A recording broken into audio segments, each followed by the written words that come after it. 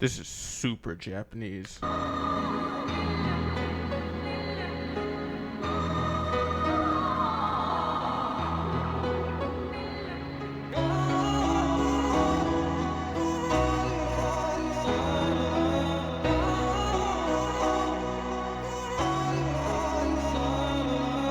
The 90s was an odd time for video games. Why is he playing Berserk Technology, music? demographics, genres, it was all kind of going through a strange and entropic state, where gaming was no longer just a hobby for kids and nerds, but something that can cater to almost anyone. And at the same time, there was a massive leap in technology changing what was even possible, with 3D graphics and in-game environments shattering the previous standards of what could and couldn't be done in a video game.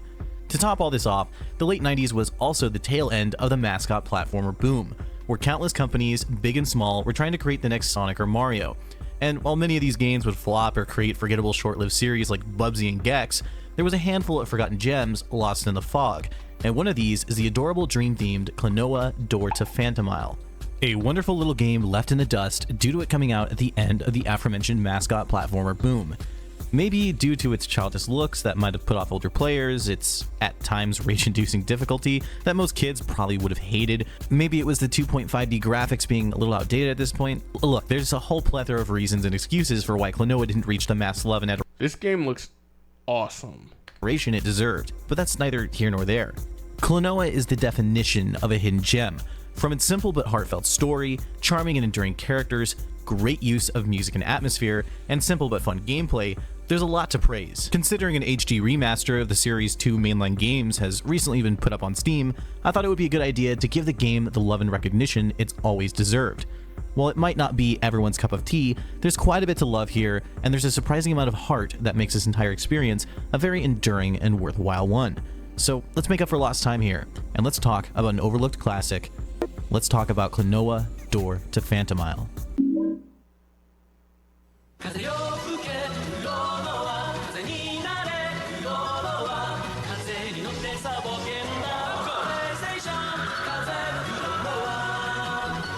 This game had a bit of an odd development cycle, where nowhere near the clusterfuck that made up Halo Combat Evolved or Bubsy 3D, it did have quite a bit of major changes and evolutions throughout its development. I mean, originally Klonoa looked like this. Yo, Bubsy. Oh my goodness, what a funny name. The game was the brainchild of Hideo Yoshizawa. It was actually supposed to be a fairly serious story-based game in its original form, themed around robots and ancient ruins. Though this era of the project wouldn't last very long and would ultimately be dropped, and from here the character would start to take form in a way that better resembles its final output, mostly thanks to the fantastic art of Yoshihiko Arai. Klonoa would be redesigned as a cat-like creature in a more dark fantasy-looking setting. And if we're going off the original concept art, it looks like he was fighting some sort of werewolf-type creatures, but this concept would also be dropped in favor of the more dream fantasy world of Phantomile and enemies that resemble Kirby rejects. Namco also wanted the game to have more of a mass appeal behind it, aimed at adults and children alike. And while publisher overhead usually suggests terrible ideas that ruin games, in the case of Klonoa, it's kind of where the identity of it was born, as Yoshizawa would write the story and the plot twists and elements that would be far more mature than the colorful graphics and simplistic gameplay would really lead on to. The other key aspect to the development of the game was its theme of dreams, with Yoshizawa being quoted as saying this: "I was struck by the idea that when you wake up sometimes in the morning and you know you had a dream but you can't remember what it was. Obviously the dream went somewhere. At least my way of thinking. I thought, I wonder where these dreams go. What if all these dreams that are lost when people wake up but they can't remember are carried away and collected somewhere like some sort of energy?" This dream direction Ooh, Doki Doki Panic would lead to a further focus on the weird but cute aesthetics of the game, as Yoshizawa wanted to make the whole thing feel familiar, as if the worlds and situations could be something anyone could have had appeared in their dreams. Though, funny enough, this is probably why the game has such a Japanese identity to it. Despite its French influences in both character design and language, the closest game aesthetically to Klonoa would be Knight's, but mostly just in the ethereal and dreamy aesthetics and Knight's jester outfit. Upon release, the game would review fairly well and sell a fair amount of copies, but it and its sequel would never really get the fanfare that they deserved, staying much more cult-beloved than mainstream success Namco was looking for, ultimately leading to the game's more obscure identity today.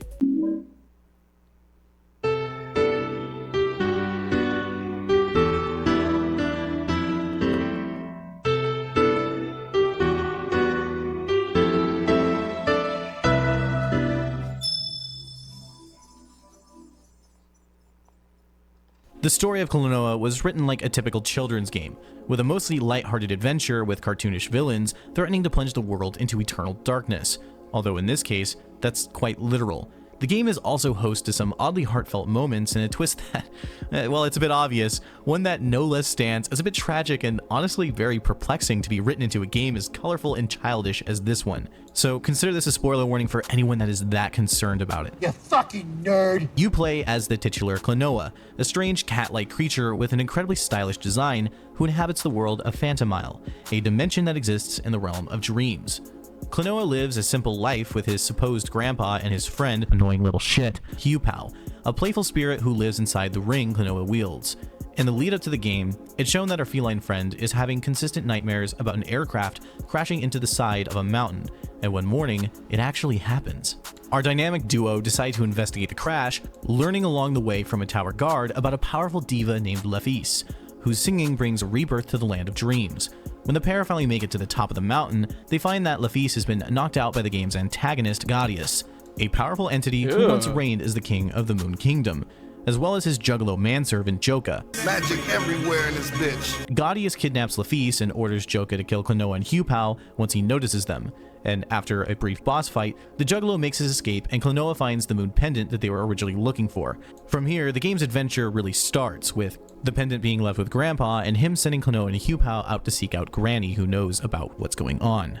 Throughout the majority of the game, you're sent out to find various key figures and save them from the possessions and perversions of Joka and Gaudius, as well as get information that leads you ever closer to Granny. And once you find her, you are set into a boss fight where Joka finds out that you left the pendant with your grandpa, and he goes to steal it. On the race back, you get there just in time to see your grandfather get drone striked like a Palestinian hospital. All jokes aside, it's here where the game's story shows a bit of its hand. Regardless of its childish art style and dialogue, the game isn't afraid to kill off characters and show grief. And when paired with the previous themes of possession and corruption, it's a much more mature game thematically than its cover and art style would ever let on. It's like Jack and Daxter. It's like misleadingly dark. Like, it gets dark out of nowhere. From here, you make your way to the Sun Temple and ascend up to the Moon Kingdom to face off against Gaudius and Joka. Once you do, you find out that Hugh-Pow isn't actually who you thought he was. Upon meeting the Queen of the Moon Kingdom, you find out that Hugh-Pow isn't actually the obnoxious Navi clone he's pretending to be, but rather the odd love child between Tinky Winky and the Blue Power Ranger. Honestly, this really took me out of the entire game, because seeing this motherfucker go from being the obnoxious little shit that he was to a completely different obnoxious piece of shit. The game's character designs are pretty good for the most part, but this is just one of those decisions I will never understand. From here, some turmoil and distrust within Klonoa becomes apparent, but given the brevity of the situation, he sets it aside in order to stop the world from ending. It's also here where we see what fate has befallen Lefis, now trapped in a giant egg being fed with energy and essences of nightmares. After facing off against Joka and finally meeting face to face with Gaudius, it's revealed by Gaudius himself that Klonoa was some sort of guardian that kept him at bay all of these years. He also reveals that his ultimate goal was revenge for the years he was kept asleep, only to suffer in nightmares. When confronted about how he will also cease to exist along with everyone else when his plan comes to fruition, and in another dark and mature direction of the story, Gaudius responds with this. Consider but the love fallen one is for everyone. Why is his voice so dark? The nihilistic depression that consumed Gaudius has set him on a quest of not only self-destruction, but apocalypse. And even after being beaten by Klonoa, he's still happy to see that the monster has hatched from the egg and begins its course of destruction. Though after being beaten in the most frustrating boss fight of the game, the world is saved and returns to its normal state. It's here where the game hits us with what is genuinely a depressing twist hinted at during the final level. Hugh regrettably reveals that he stole Klonoa from his actual world, implanting a lifetime of memories to make him believe that the two were best friends and that this world was his home in order to get him to fight to save it. As Klonoa reacts in denial and What the heartbreak to heck? this reveal, Laphise begins to sing her song, restoring the world to its previous state, in turn sending Klonoa back to his home. Now that's pretty fucking dark for a cute little kid's game, isn't it? But given that this was the late 90s, it's a bit par for the course considering Sonic Adventure 1 and 2. I got Zelda's Majora's Mask as my first Nintendo game. This is not dark. Not even close, dude. Rayman 2 and This is Conker's not Bad dark. Fur Day all came out from this era. Klonoa was written in a way that was supposed to attract both children and adults alike, with cute art and aesthetics, and a story filled with mature themes. And this is actually one of the main reasons this game was remembered, because it dealt with nihilism, grief, revenge, and deception in a way most family-oriented titles would never risk attempting. It's nothing close to gut-wrenching for an adult, but if a kid played this game, it would probably be a tearjerker for them. That's because American kids are soft, and this is like a heavily Japanese game. Like, Japanese kids are not soft.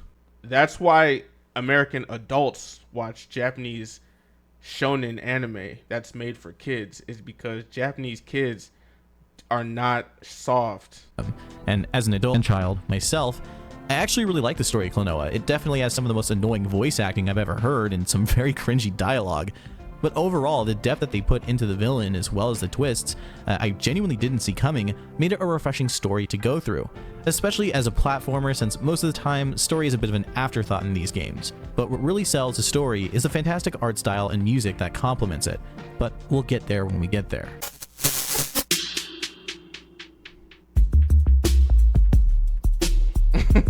Bro, get this out of my face. If you'll allow me a minute to chill, I'd like to take a second to beg you for some money. No. Now, I'm no different from everything. The gameplay of Klonoa is a great showcase of how to take simple mechanics and continually bend and exploit them to keep things fresh throughout the entire game. It takes a similar 2.5D approach that Crash Bandicoot did, but executes it a lot differently. Rather than jumping being the name of the game here, it's Klonoa's trademark mechanic of grabbing enemies and using them as projectiles and double jumps. And the 2.5D approach to its world is also vastly different from how other games handle it, letting it add to the spectacle of the levels in an odd geometric style spiraling around the level.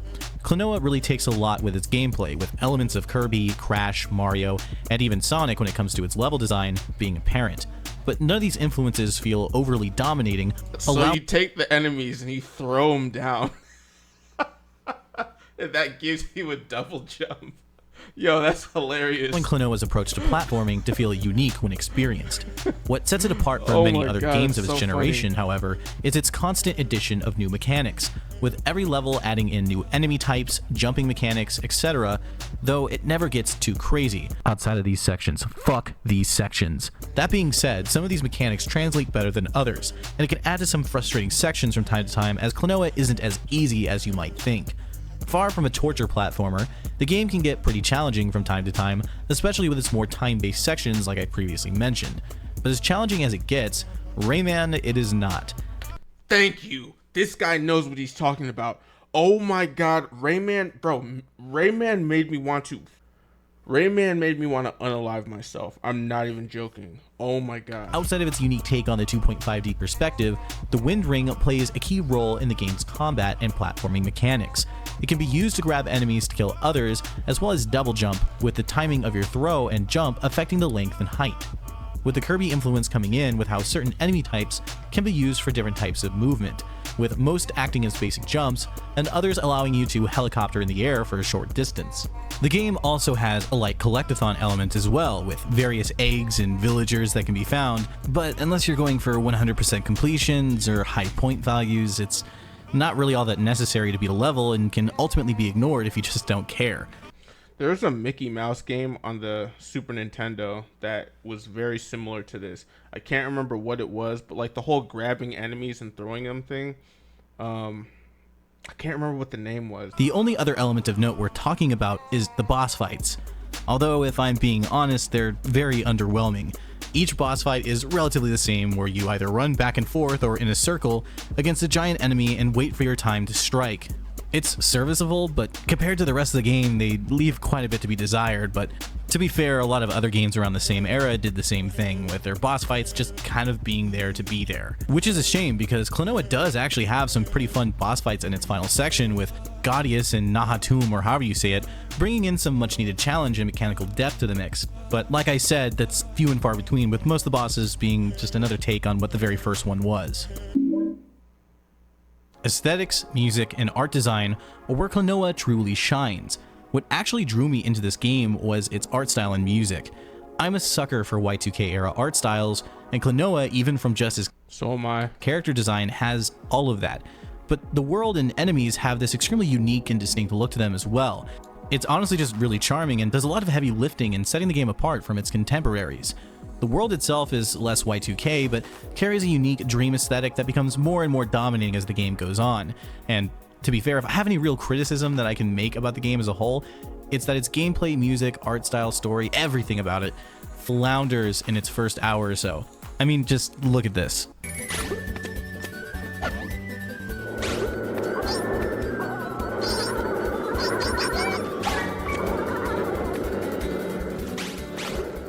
The music is obnoxious and grating, the world is very boring and just played out. It looks like everything else that came out in this era, and the gameplay itself is just very bland. Now, compare that to this. Yeah, that's a bit of a night and day difference there, isn't it?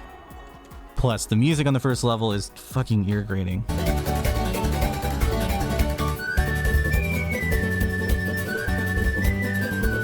Dude, that sounds good. Stop! And this is all just a real What are you? That's good. That sounds great, dude. game, considering how cool the whole thing eventually gets. The music changes as the game goes on to be much more ethereal and progressive, eschewing the generic fantasy music into genuinely beautiful tracks like this. That's because Japanese people don't like. This is the difference in their culture. Like, they don't try to, like, in America, we try to like put all the value to at the beginning of things to hook people in at the beginning, and then later on it like all the value like goes away. And then they do the opposite over there, where they kind of like reward you for giving it a chance.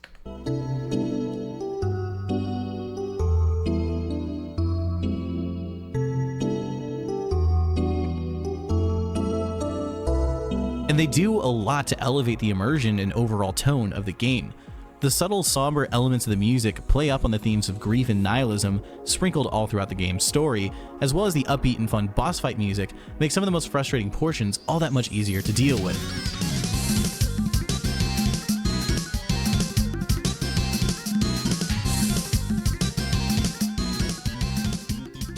And again, I can't praise the game's music enough. Once it starts to get going, the combination of jazz, funk, progressive, and electronics create this hazy and ethereal sound that really is like nothing else. One of the most famous tracks, and coincidentally my favorite, is Untamed Heart, and just listen to this.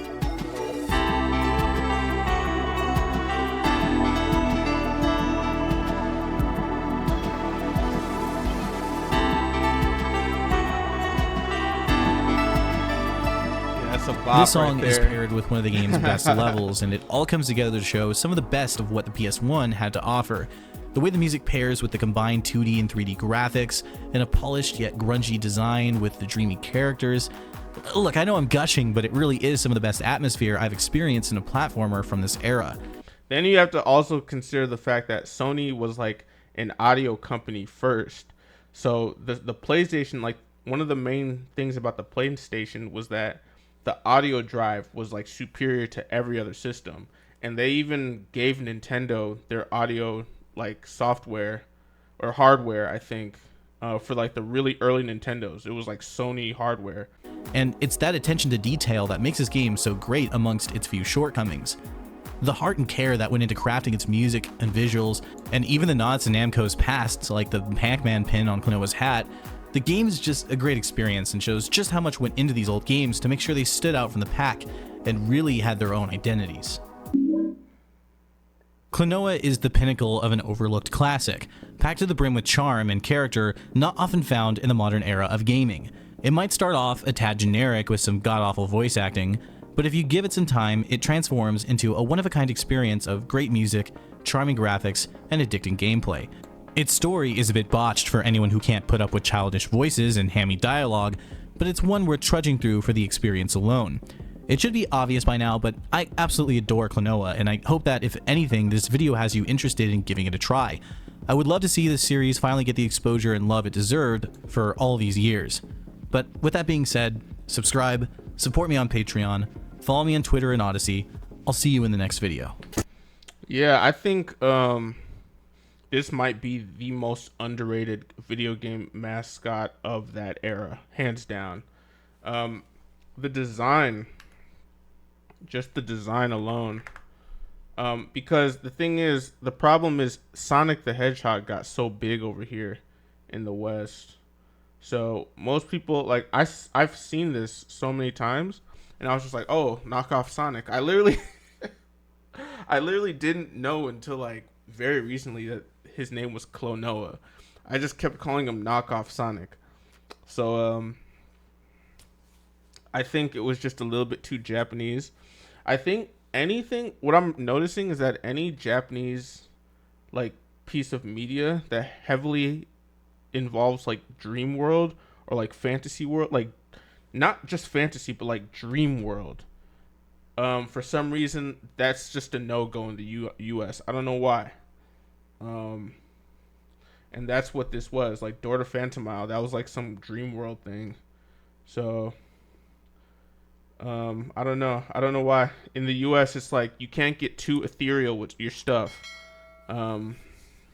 That's how something will not make its way over here. Just an awesome character design. You know, we got Kirby, we got Sonic, but somehow it never got popular. I don't know why. Again, like he said, it definitely has something to do with the timing.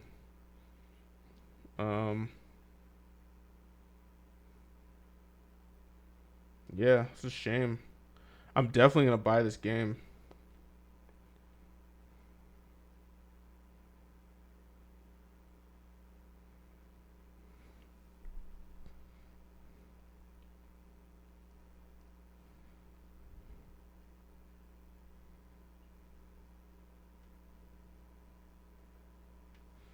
I also want to know about this game right here.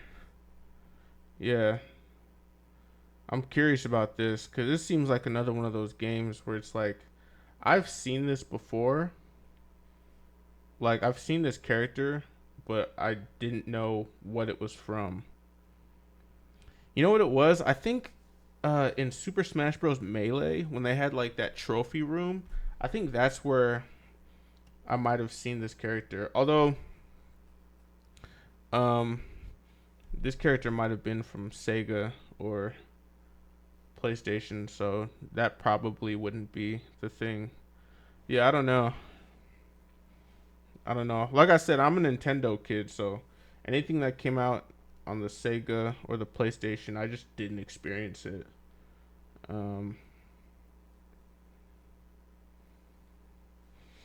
This is my favorite part about the comment section of videos like this. Oh, this was my childhood right here. Oh my gosh. It's like, where do all you people come from who had this game? This is so funny. You know? Okay, I finally figured out what it was that I was trying to say. Basically, in the West, there's a certain spectrum of like personality. Like there's a whole spectrum of personality. Like you could think of it as like colors. Like red, orange, yellow, green, blue, purple. There's a whole spectrum of personality, but like in the West, they want you to stay within like a subsection of that, like red to green, right? They want you to just stay there. And then like there's certain pieces of Japanese medium that are outside of that spectrum, that are in like the blue and purple range. And any of that, Klonoa, Earthbound, certain Kirby games, you know what I mean? Where they start talking about Dream World, Doki Doki Panic. They start talking about like these obscure concepts that put you in that other state of personality, that gets banned over here. That's what I was trying to say. Anyway, that's the end of my little deep dive here. I try to push the envelope on my channel. Let me know what you think about that in the comments. Please do subscribe and like if you can. But that's all I got for today. So I'm out. Peace.